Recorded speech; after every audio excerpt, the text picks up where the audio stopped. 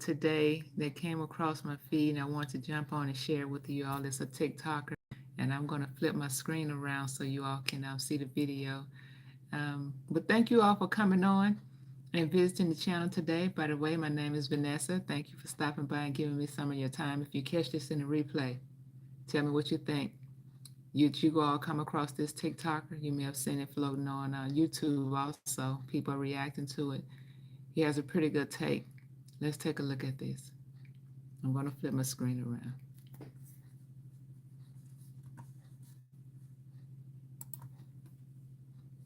Imagine saying I love you to the person who's about to murder you moments before it happens. That's exactly what happened to Sonia Massey. When the police arrived, she says to them, I love you, moments before she is killed. Moments before she is killed. But here's the craziest part of all. That cop shouldn't have even been there. Should not have even been there that night. This officer had multiple infractions for excessive force on his record. He's been shuffled around to departments no less than 3 in the last 2 years. He had multiple DWI infractions on his record. How did he even have a gun? He had a fiance who had a father who called in a favor because he was the ex-chief, and they gave him a job, and now because of that, Sonia Massey is dead. She was murdered in her home asking for help.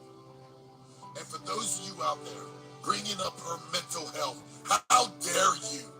How dare you try to excuse his horrible behavior because she was getting help for what she needed help for. Now there's 2 babies at home with no mom because people cut corners and allowed this man to have a job when he should have been in jail long before. Sonia Massey didn't have to die. But here's the thing. This isn't an anomaly. This is an epidemic in our nation today. Cops being allowed to carry a gun when they should never have one. You either fix the problem or you're part of the problem. Help be the solution or you're part of the problem. Sonia Massey was murdered in her home by a cop who should have never even had a gun. You all, I just wanted to share that and encourage we're better than that. As a community, as a society, we're better than that. I don't want to demonize anybody because a wrongdoing was done.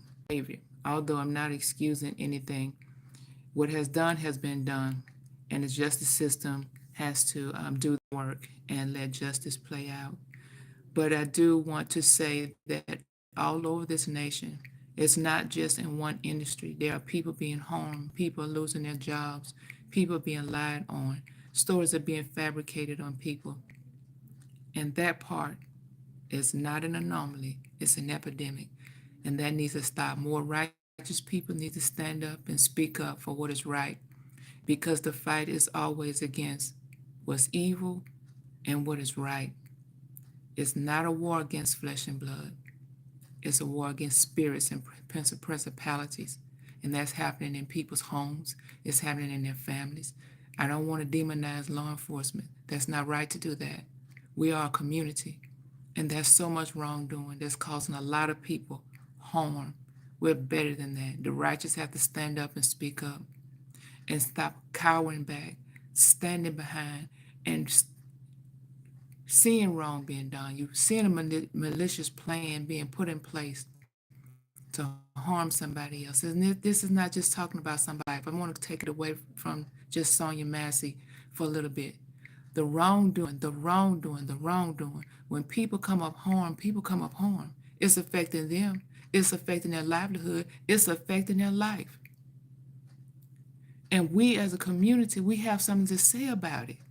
We have to say something about wrong being done. I just wanted to share that with you all. I tend to be in agreement when right is being spoken, and this man chose to speak out. for what is right. That was a totally uncalled for incident. I think America cringed. The world cringed when they saw that. At the same time, it's not an anomaly. Take care, you all. Let's be encouraged and lift up what is right.